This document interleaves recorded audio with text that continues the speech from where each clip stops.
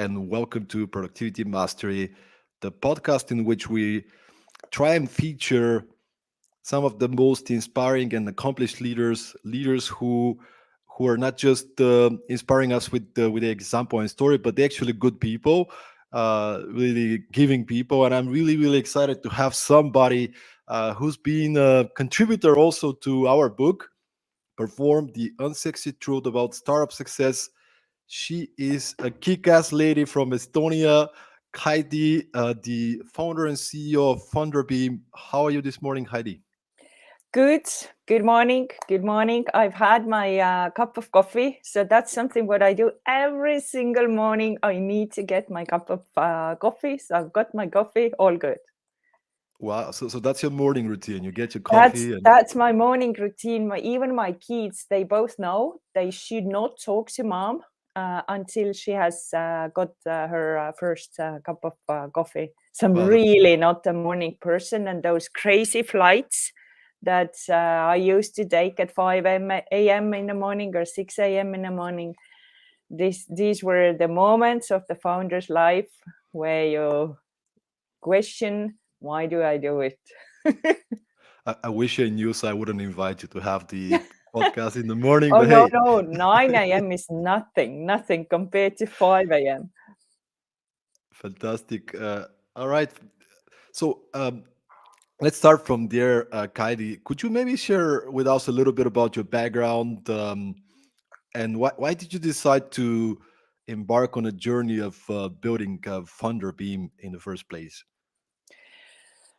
I'm Estonian, as you said at the beginning. That's something maybe that describes me a lot, because Estonians, we're a very small country up here in the north with 1.3 million inhabitants or residents.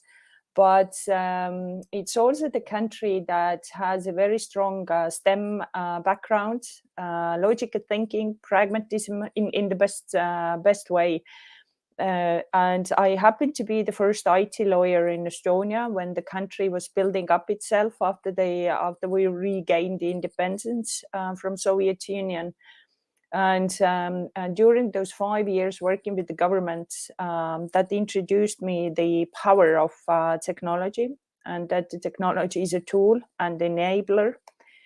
And then I joined the stock exchange group, Estonian Stock Exchange Group. And the funny thing about the stock exchange is that because I'm trained as a lawyer, and they recruited me to run one of their huge tech projects. And so I got to know the stock exchange and trading and securities and everything. I never, ever thought that I find my passion in securities, but here I am. So I became the CEO first of their post-trade service providers, the Central Securities Depository, and then the CEO of the whole local exchange. And when I left, from Nasdaq Group. So we've been acquired by first Finnish stock exchange and then the Swedish stock exchange, all of these. But during those stock exchange years, when I looked around what's happening in the world and the development of technology, the easy access to growth capital, private capital, and companies stayed private longer and longer, then we understood that, hey, there's actually an opportunity of building the true secondary marketplace for private companies. And that's how Funderbeam was born. And if you go back to the early days of Funderbeam, how was that for you? Because many people now may be listening and they came across Funderbeam, successful company, over 40 people and so on. But I'm curious to hear the early days. What was the real picture? How many hours did you work per week? Did you have to go through many obstacles? Yeah, I would say the early days and the early hours, the first year of the startup year is pure fun. That's what I've been talking to all the founders. The first year you still have time and you're looking for what you're going to do, and people are okay for you to looking for your own way, because the investors that support early hours of the company, they support the people and they support this kind of a grand plan what they have. And if the people are strong, then the grand plan is always gonna take part, gonna happen. For me, it was a big change because, being a CEO of the local stock exchange, and then all the suddenly bootstrapping, all the suddenly having no high floor corner office.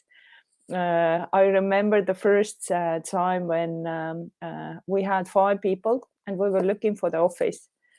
And I had to find the office. So I said, all right, okay, so where do we find the office spaces in Tallinn?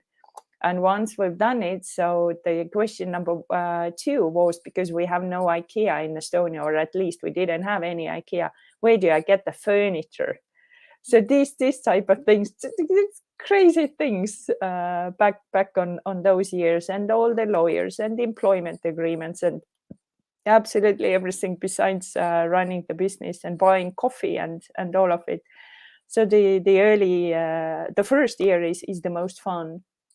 The second and the third year is basically to build the vision, whatever it takes. But I would say the toughest years are the years when you have to take the product and start monetizing it. And then you get the truth. Only then you get the truth. So as soon as you can start monetizing your product, as soon as possible, then do it, because then the truth hits your face. And then the second phase starts when you have to reinvent your product. Fantastic. And if you can go back in time now to the first year, what would be your advice to the younger version of yourself, in terms of, like, would you tell yourself you gotta focus on customers earlier, or like, what would be your advice? My advice would also actually be a bit different. I would say that think carefully what you want to do, have a good team, and raise as little as possible. Because early years, when you raise the funds and you kind of still looking for how to serve the customers and how to go after the dream, then we dilute ourselves as a founders to the mistake. And mistakes are easy to come when we have too much funds raised. So I would raise as little as possible and focus on introducing the product and starting to monetize it. These are 2 things what I would do differently. But in our case, in the Funderbeam case, that's in a way a bit different story, because we started to build something that didn't exist. The global funding and specifically secondaries marketplace for private companies, the way we do it, it's to be a pioneer, and it's crazy difficult to be a pioneer. It's to be a pioneer in the regulation and in getting the proper licenses across the world, and changing the habits and everything. So that's been roller coaster years for us. Sounds overwhelming. Was there a time in the early stages when you were like, that's it, I'm done, I need Not to. the early stages, the early stages, you have still the power and you have a big dream, and all the motivational speeches that I have a dream, and you go after the dream and you have the fresh energy, and then people super cool, they're backing you. But in later years, when founders get burnt out, and like I mentioned, I recovered from 2 burnouts during the years. These are the tough years when you're really in the deep bottom with yourself as a founder. Then you think, okay, that's it. It's not that the business should give up, but I will give up. I will give the floor to somebody else and let them run it. These are, like, on the founder journey, maybe the most difficult years. And thank you for sharing that with us. And I wrote on my phone a quote that you actually wrote me a message last week, and you mentioned this specific phrase: dark times are the fertilizer to the better times and more focused leadership. And I wanted to kind of get into this topic a little bit, do you think we're painting a little bit of a twisted picture about the founder's journey, and we focus a little bit too much on the bright side? Like, what is the reality, and should we talk more about the dark side Yes, of the story? I would say not too little, too much. We focus on the bright side, because on the founder journey, it's about you solve the problems absolutely every single day. You wake up in the morning, you open your computer or the phone, and you kind of, all right, here we go again. And all the stories about the success of the companies and new unicorns and another unicorn, that's all hard work. All hard work. So like so many founders say that, hey, they kind of think that the success came overnight. No, it came because of 10 tough years. But in a way, those years are also rewarding, because I think in the founders, this kind of a good emotion or success is self-generating. You solve a problem and you give yourself an award. And then you solve another problem and you bring a new client, or you raise another fund, or you open a new market, all these kind of things. So yes, we're alone. In the top, there's, the wind is blowing and only some lonely founders and lonely executives there, but you have to learn how to reward yourself for the little steps, little achievements, and obviously not to forget the reward the team, or actually very often founders first reward the team and then forget themselves. So maybe we should say vice versa, is that don't forget to reward yourself.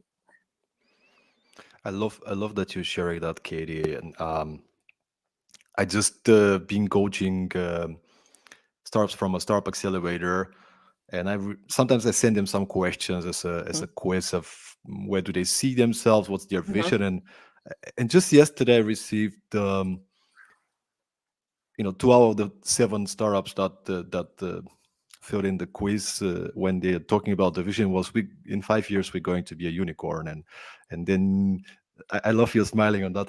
And then there's the another 2 who were market leaders, the biggest share in the market.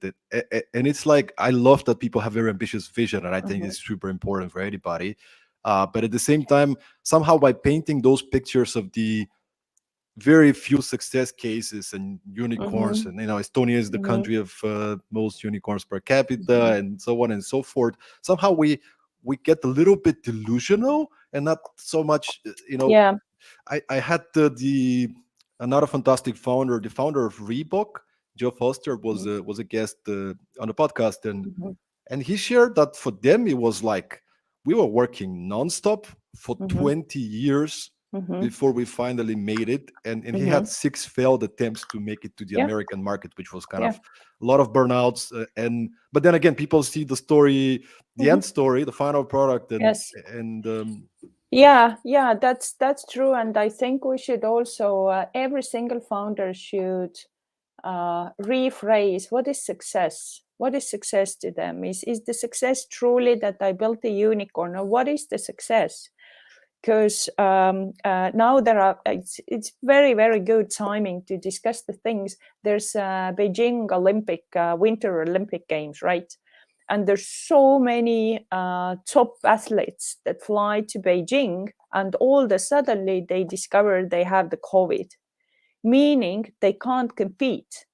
They can't compete for the Olympic medal because they're just sick, and they've been training and doing hard work for 4 years. It's exactly like a startup founder. You get the day and nights and nutrition and what do you eat, where do you go, no parties, no Christmas, whatever, chicken, nothing. You basically go for the medal, and then you get the COVID. So what is it? Is it I failed because of this, or how do we keep going? And that's for every single founder. You don't know why we won't become a unicorn. Nobody else knows. But just to build the future for becoming a unicorn or becoming a market leader, it may change because it has nothing to do with us. And when I was the CEO of the stock exchange, we were coached by a Danish coach who is also the coach for Olympic sportsmen and our athletes. And that's exactly what he said, is that what if you don't get the medal because you break your arm? Then you have to build the success on your journey, not on the end result. And that's what in a way changed me of thinking what the success is, and how do I define myself as a successful founder, or how do I define Funderbeam as a successful company, all these kind of things. This is such a powerful question. What does success mean to me? Yeah. Instead of kind of taking the common definition, which, you know, we have to build a unicorn. Yeah, but why? What's like, exactly. Just because the company is valued that number, so what? Like, what is Exactly. what is the meaning behind it? There's other people. Yes. I want to be a billionaire. Why? Why? Really? Exactly. Do you really want, like, do you know what's coming with it? Yeah. And the journey of actually going there. Exactly. Read the story about what it means to be a billionaire. Don't watch Hollywood movies. Don't watch Hollywood movies. Go and talk to some of the real people. I had a guy on the podcast, Simon. He's amazing. He's a billionaire coach, so he actually works with many individuals at that range, helping them to, you know, with coaching, with a lot of things, and he spends a lot of time with that. And he shared with me there's a lot of sadness and depression and not necessarily he'll describe them as the happiest people, right? Like, what is success for you? Why do you build this company at the end of the day? What do you want to bring for yourself and for the team around you? Yes. Yeah. There's also when we discuss among Estonian founders or the fellow founders, then very often the success actually is when you reach your dream, the dream of doing something like I don't know, for Funderbeam, it's about that we really have built and enable the secondaries for the startup companies or for the global tech companies. Are we unicorn or not? That doesn't define our success. Our success is defined, have we cracked the code? Have we really been able to build it? So far we have been doing it.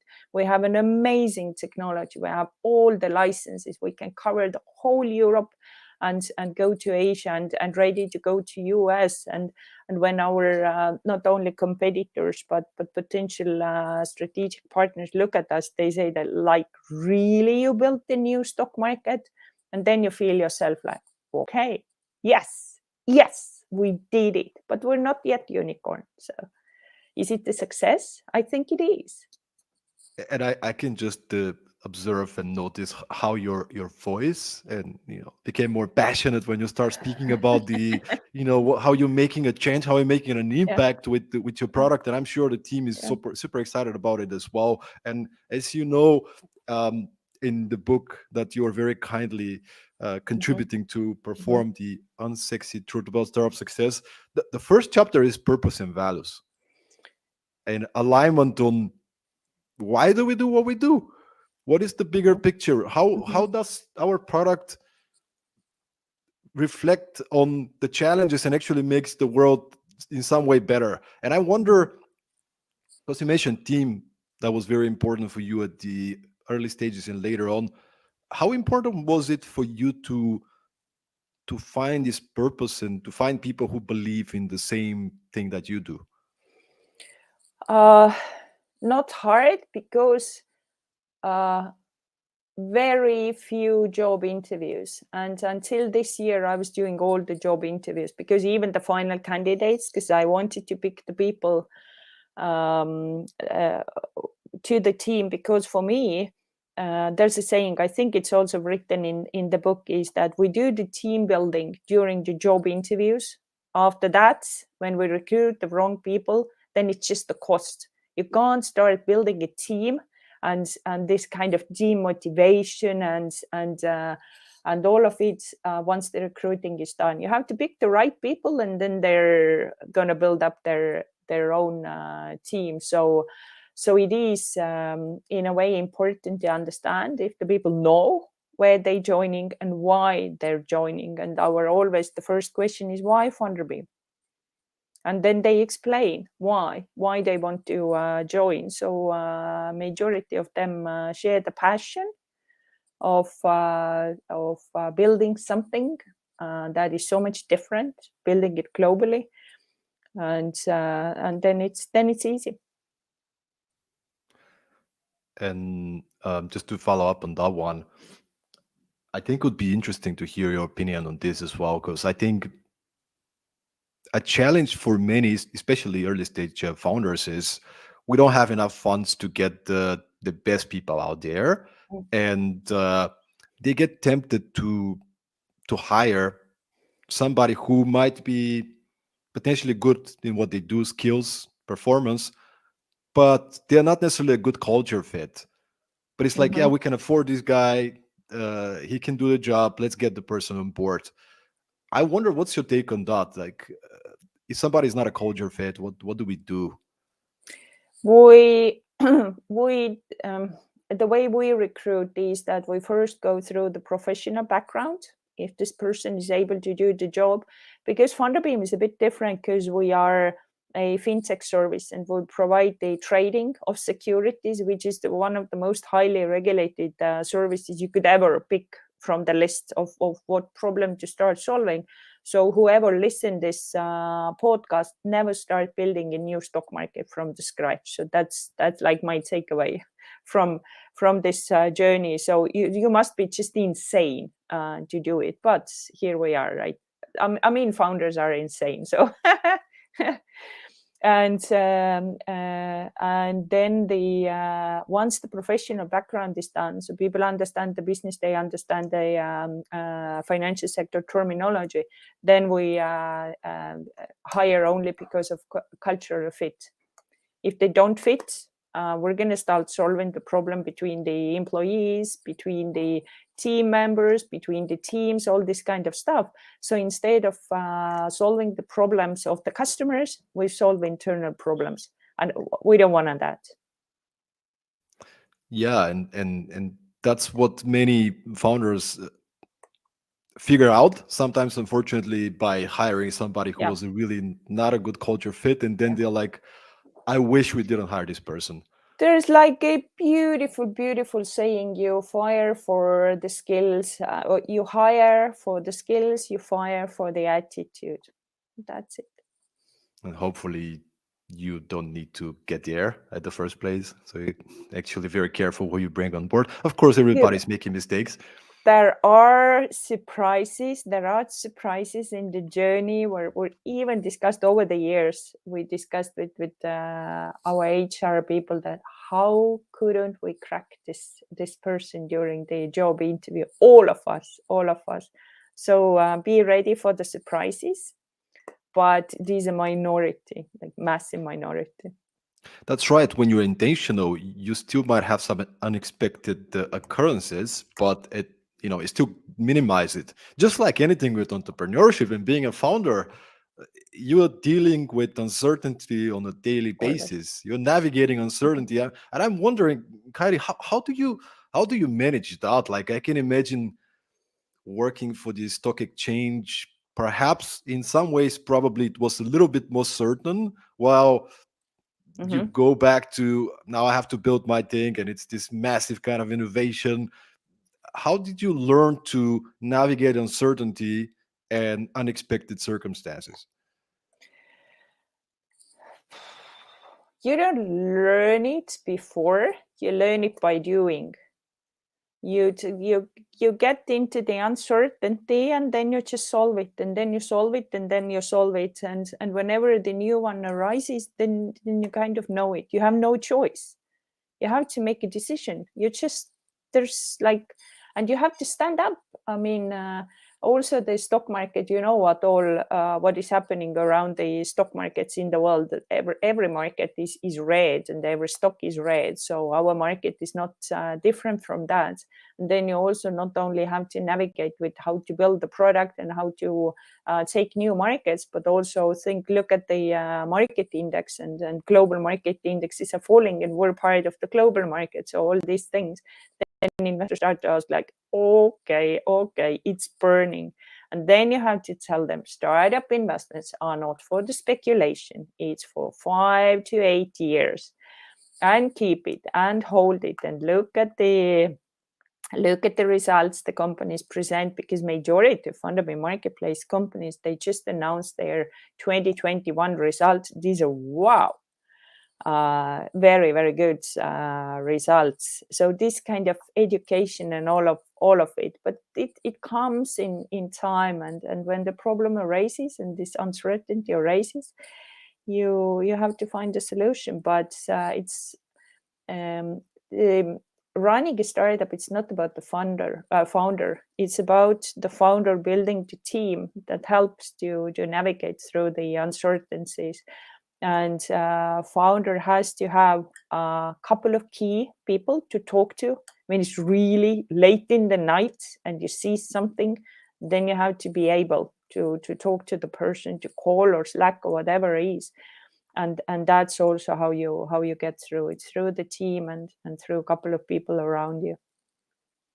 Do you have any kind of a practice or a way when you hear bad news or something happens and gets you off balance?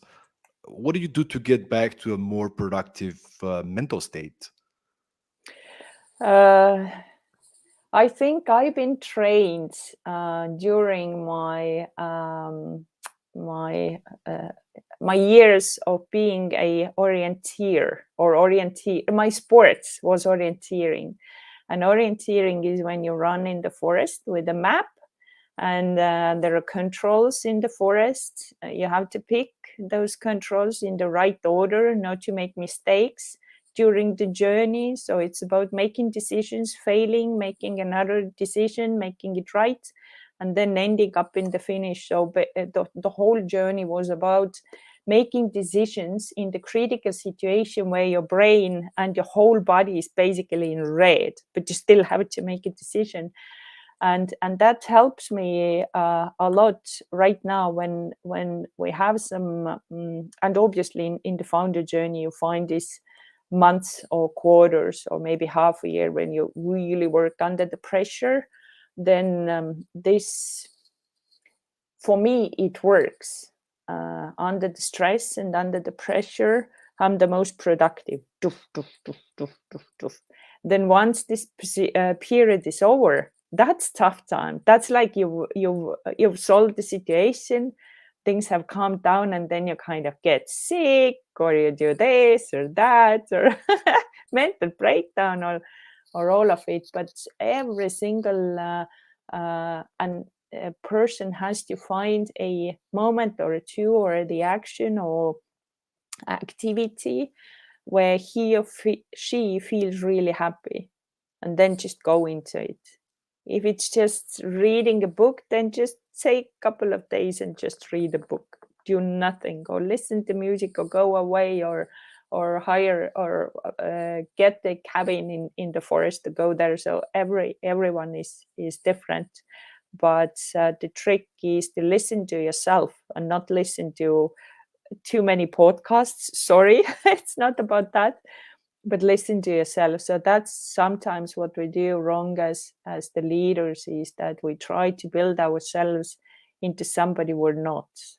So first listen to yourself and pick the best advices from all the podcasts and books and articles and everything. And that's what at the end or in the end helps. Yeah, because nobody's going to handle pressure the same way Kaidi handles pressure, because you're unique, you know yourself, and you know how you can work under such circumstances. There was Yeah. actually Yeah, it is, because the funniest story is the other fellow Estonian female founder, and she always goes in the morning. She has a morning run plus we have a frozen sea, but you still can jump in the sea. And that's popular in Estonia. Really, it's like a whatever, ice swimming. And she said, "Oh, do it, because it wakes me up and all this kind of thing." I said, "I'm not the morning person. I'm not going to jump into the sea. I've tried. It doesn't help me. I'm down the whole day if I go to the morning run, or if I jump into the icy water in the morning. So that's not my thing. I jump in the icy water in the evening. That's like my thing." So we're very different still. Both Estonian founders, female founders, started kind of the same time. She jumps into icy water in the morning, and I do in the evening. That's right. You have to experiment and try things out. On the opposite side, of course, you can't assume something doesn't work for you if you haven't tried it. At least it feels right. But when Yep. you do, and it's like Yeah. you're not a morning person. You know Yeah. yourself. You You're have doing all right. that's exactly how to try. That's what I teach my kids. How do you know you don't like it if you don't try it? Try. Fantastic. We have a question coming from Kitya. I Mhm. hope I pronounce her name well. Kitya Zalaiskalna. And she's referring back to the conversation we had about hiring. So what she said is, "Hello, Kaidi. You said that you look at person skills first and only then their culture. In my opinion, it would be more efficient to look at your culture first and only then skills, because culture won't change and skills can be learned." What are your thoughts on that?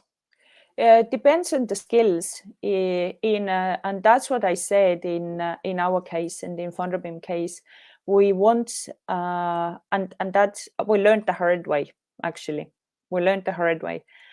People have to understand financial sector. They have to speak the language. They have to understand the complexity of the product we are building. And these skills, if they start learning when they need to be productive during the Funderbeam years, so we might lose the whole year if we teach and train somebody instead of them delivering. So that's why when we do, for example,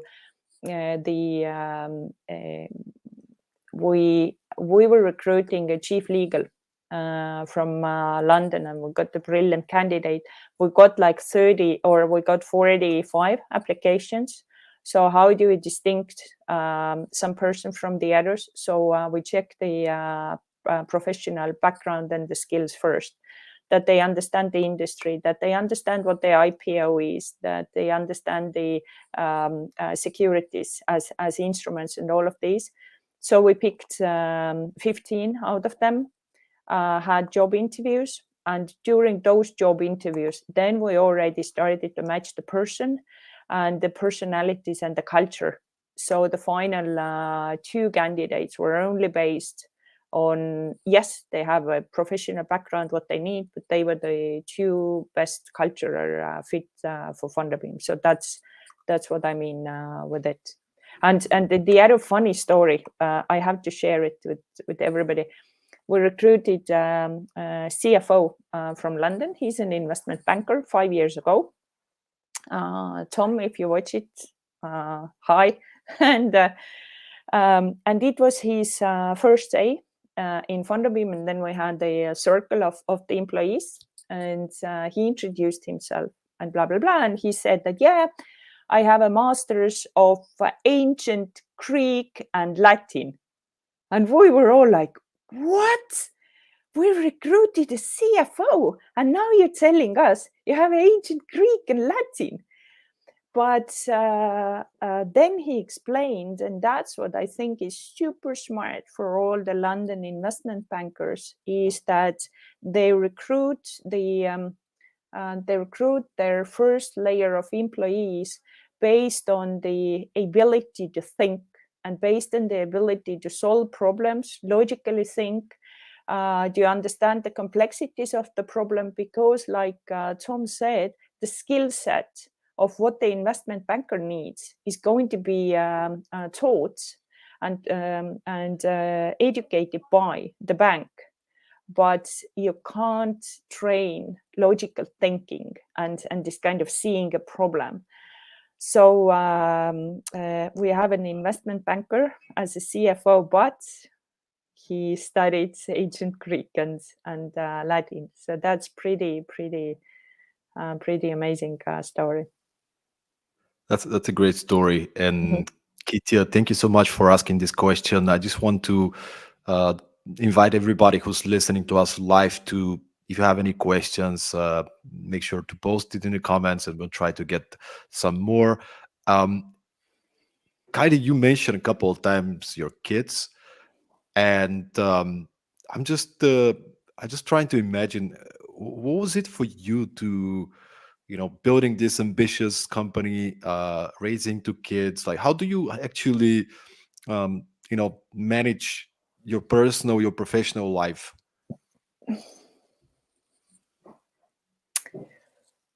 I think you manage it in case you don't start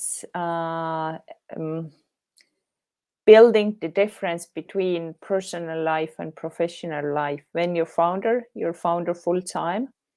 Your family belongs to your founder life. Your company belongs to the family life. So this kind of artificial difference between the professional and personal life, I don't think it works. And it doesn't work because it only produces guilt. So you always feel guilty. Oh, it's like 6 p.m. I can't leave the office because then the employees look that I don't work and I don't contribute hard as the founder, but then the kids are at home. That doesn't work. So you're the founder full time and you're the mom full time and you're the husband and father full time, or all of it. You have to make those two work together. And what I've done, for example, I've shared a couple of the stories. I've taken the kids with me to some of my business travels and to the startup event. And especially when you're the speaker, you're gonna ask, do you give the access to my kids? And then both of the boys have seen me on the stages. They've been touching the most amazing technologies, been talking to the other founders, investors. Now that we got the global license from Singapore, we've been living 2 years in Singapore, so they got to know the Singapore as the country, as the culture, as the as I say, prologue to Asian culture. They studied in the international schools. So you have to just make those two things work, and it's the best you can do. Otherwise, you're going to be always followed by guilt. So from what I hear, the first step is the acceptance that this is Yeah. the reality I've chosen. This is how it goes. Yes. And they, you explain the kids what to do, and what we also started to do with my husband. Sometimes we discuss the work problems with the kids and see what would they do, and if I have, how do I solve the problem? And once I told my 14-year-old son that maybe I solve it if you don't do with my employee, if you don't do this, then this happens. And then he looks at me and said, Mom, you can't do it because it's blackmailing. You can't blackmail your employees. You should take a very different tone. You learn from the best. The new generation.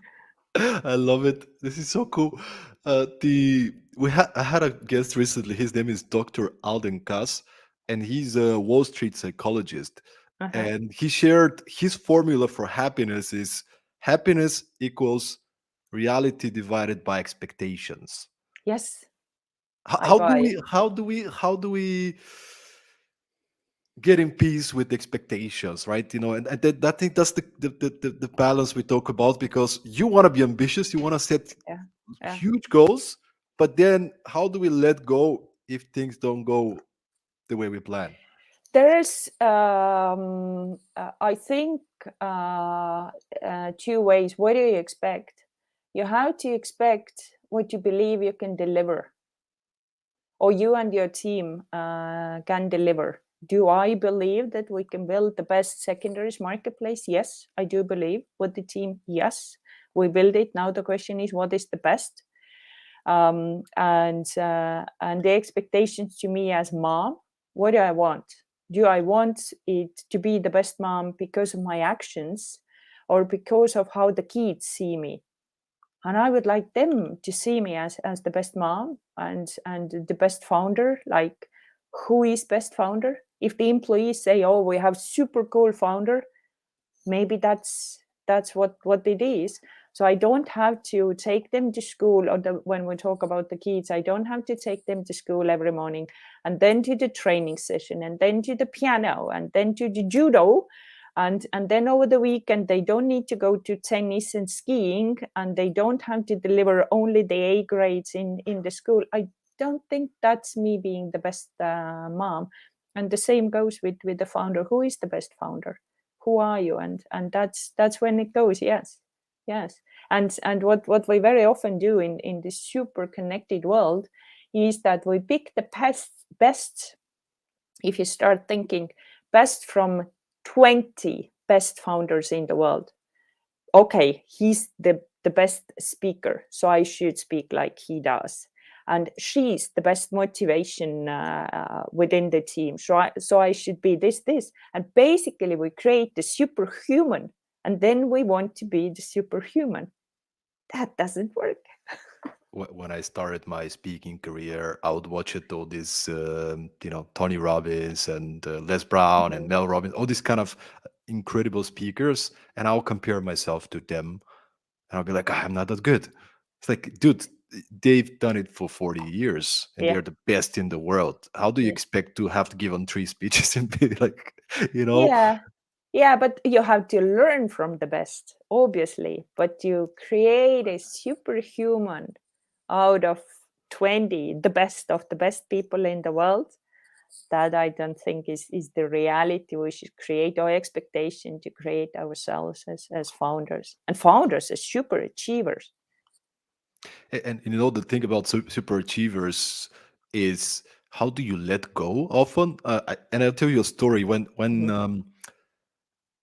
with all this social isolation and restrictions during the pandemic, it was a period I wasn't going much to the gym, right? Because you're locked home.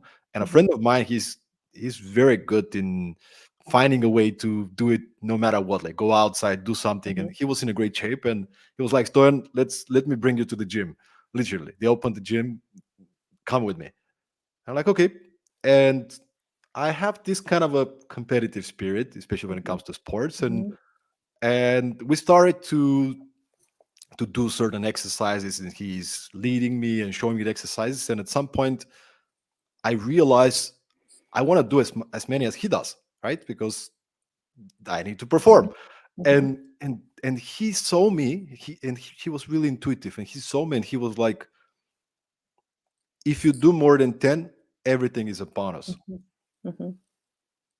And for me, that was like a moment of profound moment of, what if I lower my expectations?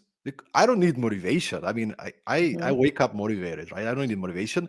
For me, it's more about the opposite, is to appreciate the achievement. And the moment he said that, actually I did more than I was planning to, but I didn't have the pressure of, I need Yes. to make it work. Yes, and that's a brilliant example. There's even one book, which name I can't recall right now, but nevertheless, it's about not becoming brilliant tomorrow.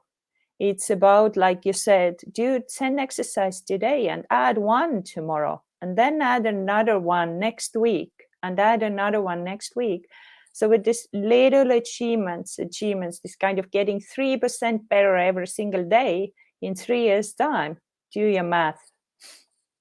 And the beautiful thing is, if you set yourself to do 10 push-ups, you might actually do 20, and you'll be happy. Or I'll do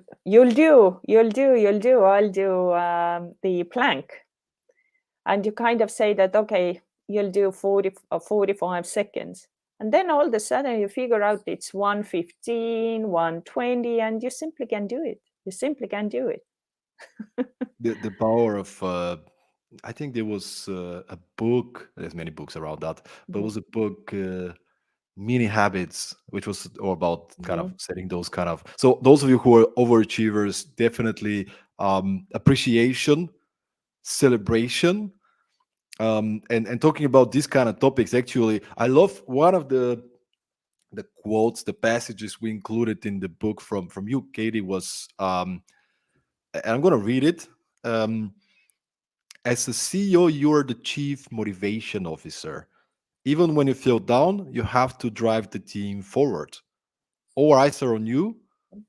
If you stop believing, your team will stop believing. Could you talk to me about that? Like, did you have any of those moments that you felt like everything is burning, but I need to be the strong pillar in the team Yeah, and to lead yeah. everybody? That's always that's what the founders do. It's like in the family. So mom always have to have a good spirit, but the founders have the same. And even when I was the CEO of the stock exchange, uh, one morning, and that was this kind of wake up call for me. One morning, my office was the last one, so I had to walk the whole corridor, and we had glass walls and absolutely everything. I was sitting down having my morning coffee, opened the computer, and it took only like 15 minutes when the HR manager came and say, "Okay, what's wrong?" I said, "No, nothing." No, you're really serious. What's wrong? Because people are asking, is there something wrong? There was nothing wrong, nothing. It was just one of those mornings when you wake up and the sky is dark and the morning is dark and you haven't had your coffee and then you've been sitting in the traffic jam and all these kind of tiny little stupid things. But you can't let like that. You always have to be like that, even when you walk to the office and you're like crazy tired, because the eyes are on you. And the toughest moments are when when you're down as the founder, you're really down, or you're going through this burnouts or something. Then first to get yourself up, and then to get the team up, and then you get the business up. These are the tough times. So that's one of my takeaways during the years, and what I also, a couple of my friends now setting up their own VC funds. I asked them to put in the investment terms that at least 2 weeks a year, founder has to take a holiday. I mean, like a proper holiday with check-in, no Slack, no emails, nothing. Because the energy that the founder needs to build up himself or herself again, and then go and build up the team again once after he or she is down, that's the double or maybe even triple energy. So it's so much cheaper to take holiday when it's time to take rest, when it's time, take like Sundays, always Sundays off, or Saturdays, whatever is easy, be off of, or will pay very high price. Right, the power to rest and unplug fully in order Yeah, to recharge. yeah, And as you said, we are, as founders, we are the example that everybody is modeling. If you are overworking, you can hmm, expect everybody in the team to yeah, be properly taking breaks and taking care of the yes, energy and so on. But I wonder, since from my observation, you're really somebody who built resilience and mental toughness during these years. How do we help our team to build up those skills when it comes to resilience, when it comes to mental toughness, dealing with stress? How do we help and coach our team to do that? do we have to do they start, well, we kind of all expect as a leaders that the employees need to take 24/7 shifts for the 5 years. What gives us the right to burn them, the other humans? We haven't built them. We haven't built their self-confidence. We can't destroy it. And I think for the founder, it is actually to go and notice. That's the first job what we need to do. If we can't have our own eyes across the whole team because they're all around the globe or something, have somebody who keeps an eye on the team and notices what is happening. And if somebody is too overworked or too tired or too stressed, then go and help and say, okay, next week you're gonna be off, and that's how you get this reward. I don't believe that we need to start building the mental toughness of the employees. Yes, they're gonna grow together with us, but it should not go through burning them out one by one. I love that you're actually saying we need to pay even extra attention on the more so-called softer parts of being a leader, with empathy, with understanding, with observing, and trying to understand, is everybody all right? Okay, productivity and results, that's one thing, but what about a joyful journey? What about the people's well-being? Yeah. And especially in times of, you know, isolation, working from home. I had a conversation with a executive from Denmark, and he said my biggest struggle is it's hard for me to see and understand Yeah. when people are not well, Yeah. because on Yeah. Zoom everybody Yeah. puts a face and yeah, it's Yeah. fine. Yeah. um and Yes. Yes. Yes, it is tough. Yes, it is tough. So these are the questions. What you ask is how do you develop yourself as a leader, or those tough times? You have to teach yourself the new skill set. How do you see people when the screen is between you? Mhm. so, some people hire somebody and they've never seen them in person, right? For Yeah, our chief legal, he's been working for us for 6 months before he could fly, because they are in London, because before he could fly to Tallinn, where we have close to 2/3 of the team. And when he entered the room, that was when the first time I saw him, because during the COVID, everything was locked. And I looked at Andrew and I said, Andrew, welcome. This person, me, really exists. This office really exists. These people you've been working last 6 months, they actually exist. was he taller than you expected? I think, yes. I Yes, had he some was. of these meetings where, you know, talk to somebody for 2 years, then you meet them in person. It's like, wow, you're so tall, you know. Yes. I haven't seen. Yes, there's all these kind of things, all these kind of things. It's true, and I don't know if you have something, because we haven't spoke about that, but uh, do you do you have anything that maybe you guys do in Funderbeam related to this more of a software side? I give you an example. Some companies like to do, because we're working from home, Friday quizzes with the team, do something fun, or you know, there's many leaders I've spoken to that are prioritizing more time in which they just call their people and they don't talk about work. It's just, how are you feeling? What's Mm, up? You know, just mm. do you have any specific practices that you do, or you guys do in Funderbeam? Well, yeah, there are a couple of things what we do, because we have offices in 5 different countries in very different time zones. So we can't drink beer together on Friday night, because when UK is ready to drink a beer, then Singapore is asleep already. So these things doesn't work, and that what makes a bit complicated, all this fun and Christmas and everything. And in Singapore, Christmas is a different thing. Yesterday, they celebrated the Chinese New Year and they had 2 days off, and the tiger and everything. So how do you accommodate this culture into the European, very Christian culture? But one thing what we do, we always celebrate one's birthday, and we always send a cake, no matter where she or he is. So the cake will be delivered, and the team is delivering the cake. So we have fun around the birthdays. I always send a song from YouTube to the person. That means that I really have to know everybody. So the songs come from 90s or 80s or 60s, until the songs from the cartoons and all of it. It's super funny.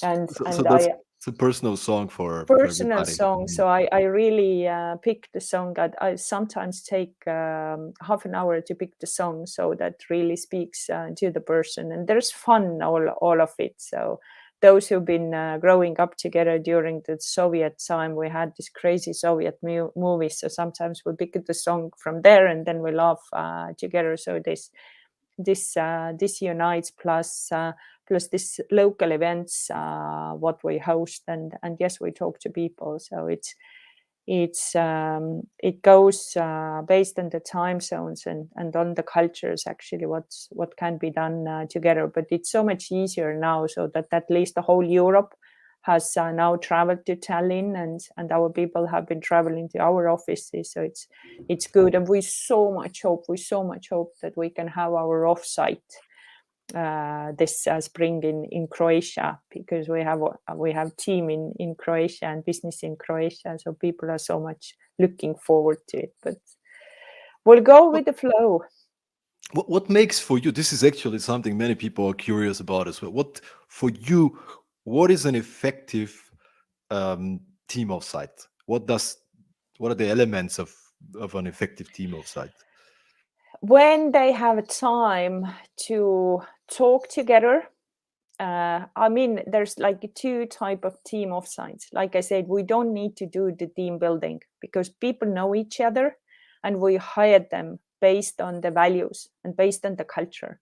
So when they come together, they start parading from the minute one, because they don't need to know who the other person is, because they all know each other. That's the way we built the culture. So it's letting them party, letting them have fun together, letting them do sports together, get to know the different cultures. Like all the Funderbeamers have been in Estonian sauna, every one of them. Only one recent, which we hired from Singapore, because she still haven't had the chance to travel here. And then they all talk about it, that, oh, the Estonian sauna, okay, I really need to prepare, because later I need to jump into the cold pond or something. And then all the different nationalities, they teach stuff from their culture. But I think it's really having fun and letting them be free. So the one offsite is super well organized, 1 hour by the other hour, but the other is just you let them drive. And I see when people drive the event, it's their event. So everybody who's listening, you gotta try the famous Estonian sauna. So make sure next time you have a team offsite, consider it. Consider it. You don't know, you even can't imagine how many millions or tens of millions have been raised from the VCs by Estonian founders, who forced the VCs to go with them to sauna. And when you're sitting in 90 and 100 degrees, and then you jump into the pond and then go to sauna, basically you can't say no, because there's no power at one point left in you to say no. Boom! Here's a productivity hack for everybody. How to raise funds from the VC. It's like, there you go. Bring them to the sauna. Final question, Kaidi, because I want to respect your time. Talking about time, how do you manage your time? I mean, you should have some specific process or method. Like, what do you do to prioritize on a day-to-day basis? I have for the founders, I try not to dig into the daily matters too much, because the daily matters are the most time consuming. Daily matters are taken care by the team leads. And for me, every Monday, I set 3 goals for myself, which are the most important goals I need to achieve by the end of the week. Like 3 very important client calls, or when it's a fundraise, or what do I need to achieve by the end of the week? So I need to do it. And whatever I do, I prioritize based on those activities. I also respect my time because being in Estonia, and then all the possible events you could go and attend and give a speech, and all the working groups that are built by the government and the ministry ABC. So what do you do? And where do you put your free time, and where not? And the other thing, what I've also done is I haven't installed the Slack to my phone. I have a Slack in my computer, but not in my phone, meaning that when it's an evening, I don't check these constant notifications, and neither I do over the weekend. When I open the computer, then I do the work. I'm there, I'm focusing, but I don't distract my focus in the evenings and over the weekend. So this kind of, I mentally rest, and when it's time to work, then I fully work. So that was something what I learned after my last burnout, that I'm not gonna install Slack to my phone. So I hope everybody listening gets some good notes here. And Katie, where could people, just to wrap up this episode, where could people find you, and people interested actually to explore Funderbeam? Who are Mhm. people who might be interested to join the platform? And Yeah. Okay. Yeah, the first funderbeam.com, very easy. You go there, and those who should use Funderbeam are the founders who want to fundraise for the company, because we have investors from 132 countries. So you can engage your communities as shareholders, your clients, but also raise through our marketplace. So the founders who are already founders of pretty mature company, and you want to get some liquidity, or to give some liquidity for your employees. So we can even create this kind of a private trading pool, a pool of secondaries within your company's cap table. So come and talk to us. I think LinkedIn is maybe the best. There's only one Kaidi Ruusalepp in the whole world, so I'm not like John Smith. So Google, and I'm there, and get in touch.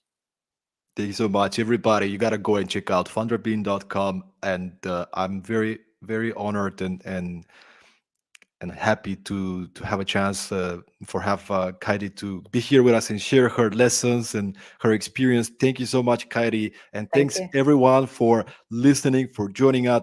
Episode 93, meaning there's 92 more super exciting episodes. Make sure to subscribe on Spotify, Apple Podcast. Share this episode with a friend who needs to listen to it.